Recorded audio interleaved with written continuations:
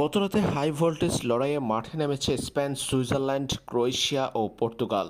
ফিফার চলমান উইন্ডোতে ইউএফা নেশনস লিগের ম্যাচ এগুলো।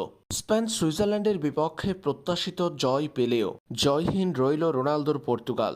ক্রোয়েশিয়ার বিপক্ষে পর্তুগাল ম্যাচটি করেছে 1-1 গোলে ড্র।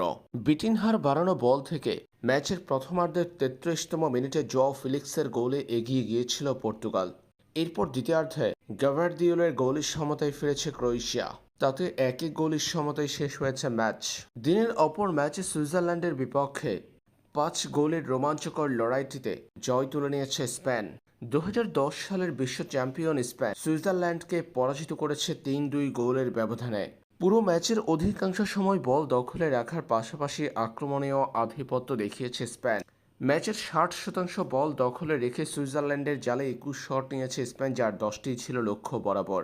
প্রথমার্ধের 32তম মিনিটে পিনোর গোলে এগিয়ে যায় স্পেন।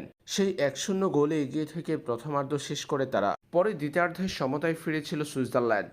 সমতায় ফেরার উল্লাস অবশ্যই বেশিক্ষণ টিকিয়ে রাখতে পারেনি সুইসরা। ম্যাচের 63তম মিনিটে গোল হজম করার পর 68তম মিনিটে গিলের গোলে আবারও এগিয়ে যায় স্পেন। 2-1 গোলে এগিয়ে থাকা স্পেন পয়েন্ট হারানোর সংখ্যায় পড়েছিল ম্যাচের 85তম মিনিটে জাকিরেনির পেনাল্টি গোলে সুইজারল্যান্ড সমতায় ফেরার মধ্য দিয়ে। ম্যাচের শেষ অংশে একেবারে ইনজুরি টাইমের 3য় মিনিটে জালের দেখা পেয়েছেন স্পেনের জারাগোজা। তাতেই 3-2 গোলের জয় নিশ্চিত হয় স্পেনের।